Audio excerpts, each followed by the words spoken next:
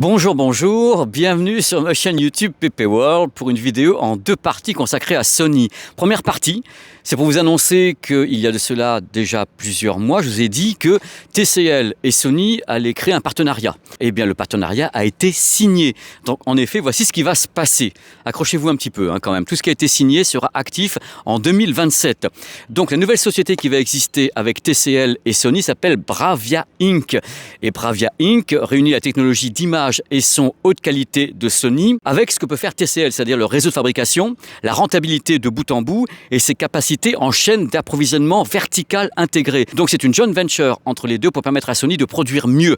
Voilà. Alors la répartition du capital, Bravia Inc. TCL est majoritaire. 51% des parts sont détenues par TCL, 49% par Sony. Mais les deux boîtes considèrent qu'elles travaillent en même temps presque à part égale dans l'idée d'une croissance commune de leur secteur d'activité. Le siège social sera toujours domicilié à Osaki, à Tokyo. Et dans le conseil d'administration, il y aura bien sûr des membres de Sony Corporation et de TCL. Bravia Inc. sera opérationnel à partir du 1er avril 2027. La suite est super intéressante parce que Bravia Inc. reprendra les activités de divertissement à domicile de Sony et sera chargé du développement et de la conception des produits, de la fabrication, des ventes, de la logistique ainsi que du service après-vente.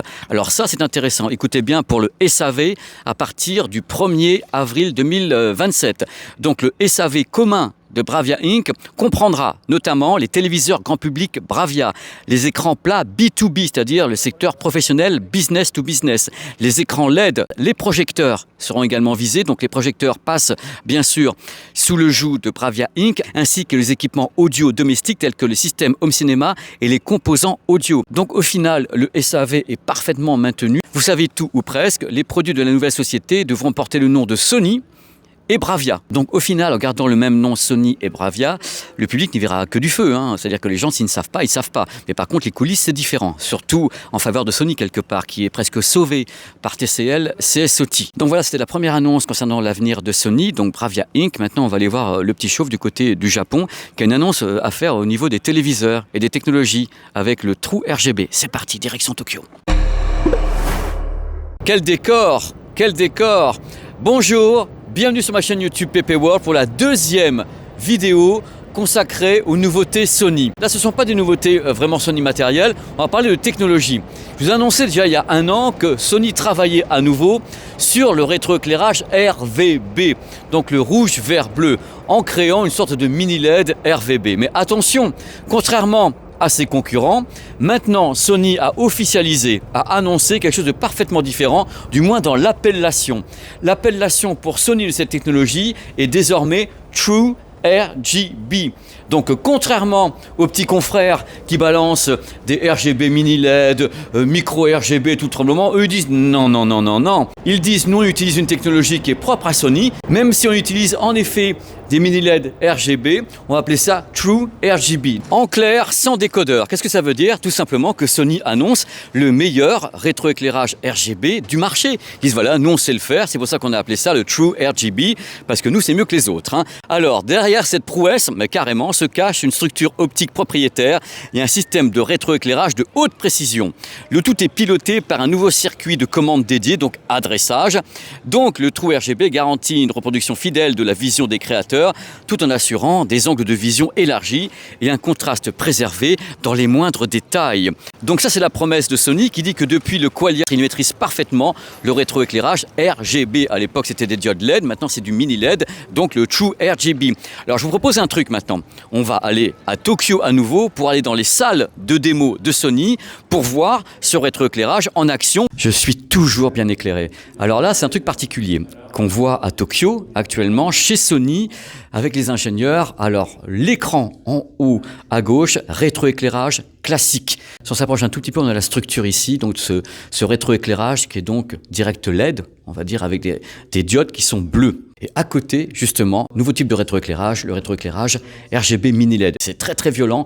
Je peux vous garantir que là, on a des lunettes de soleil normalement que j'ai pas mises pour faire cette séquence. Là, on a vraiment la schématisation complète de ce qu'on peut obtenir avec le True RGB. Donc ici, à Tokyo, on nous a expliqué plein de trucs. Les ingénieurs ont bossé comme des fous pour faire des démos, des comparatifs. Vous expliquer que leur True RGB n'est pas tout à fait le même type de fonctionnement que les modèles concurrents, avec d'autres caractéristiques, avec en effet une colorimétrie différente, avec une absorption absence de blooming, du moins il l'espère, une absence également de déviation, si je puis dire, de colorimétrie autour des visages et autres.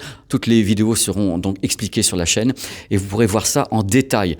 Voilà, mais là c'est une première approche qu'on peut avoir sur un système de rétroéclairage qui est vraiment plutôt assez différent de ce que on a pu voir au CES et autres, avec vraiment quelque chose qui est extrêmement plus lumineux, plus coloré, plus défini.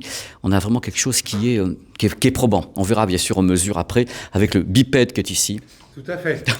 Tout à fait. Tout à fait. À chaque fois, je répète tout à fait. Mais là, effectivement, on va tout mesurer. Vous inquiétez pas. Vous inquiétez pas. Ça va être de la folie.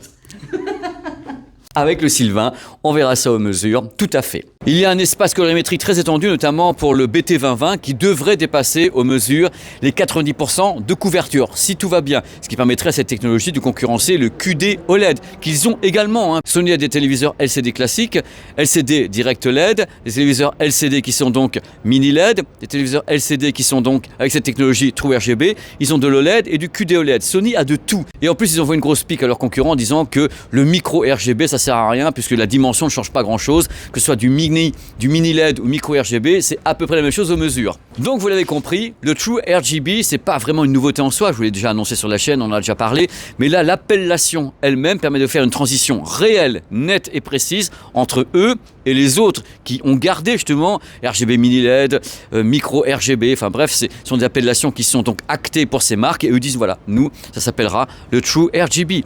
Donc c'est dingue de faire ça, c'est une façon de se démarquer. On va voir ce que ça va donner, on va faire les mesures avec Sylvain, on a déjà commencé à faire des mesures ici sur les produits qui sont encore sous embargo, donc on en parlera plus tard, je crois, au mois d'avril, mai, je sais pas ce qui va se passer. Voilà, vous avez vu un petit peu le bazar.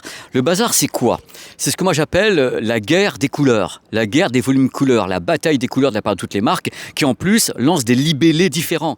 On a RGB mini LED, on a micro RGB, on a maintenant True RGB. Chez Hisense, il y a une nouvelle catégorie qui va se pointer, le RGB Ivo. Bref, ça n'arrête pas. Je vais bientôt signer un petit billet d'humeur justement pour qu'on parle ensemble de ça, parce que c'est une année charnière dans le monde des téléviseurs avec ces annonces de guerre des couleurs. Et ces libellés différents qui ont vraiment tout pour perdre les gens. C'est-à-dire qu'on va dans un magasin, on veut un téléviseur. C'est-à-dire qu'on n'est pas en train de se dire, tiens, c'est du RGB mini LED, du micro RGB, c'est du Ivo, c'est du True RGB. Ça fonctionne pas comme ça. Mais l'idée, c'est de faire un truc, en effet, où ça pourrait être commun, mais ça n'est pas du tout commun. Et j'ai peur que le public se perde un petit peu. D'où, justement, les vidéos sur cette chaîne et les petits billets d'humeur qui vont suivre. J'espère que tout le monde va tenir bon, parce que là, on sent que c'est compliqué. C'est de plus en plus compliqué. Qu'est-ce que vous en pensez? À bientôt sur ma chaîne YouTube PP World. Je vous laisse avec l'immensité de Tokyo, les Sakura en LED. Là, les buildings qu'on voit, c'est tout près de la gare de Shibuya, qui est une des plus grandes gares au monde. Je crois qu'il y a 4 millions de personnes qui passent ici tous les jours, avec en plus une propreté nickel. Les trains sont à l'heure. C'est du délire. Voilà, welcome to Tokyo. À très vite sur ma chaîne YouTube PP World. Et merci à Tom de filmer.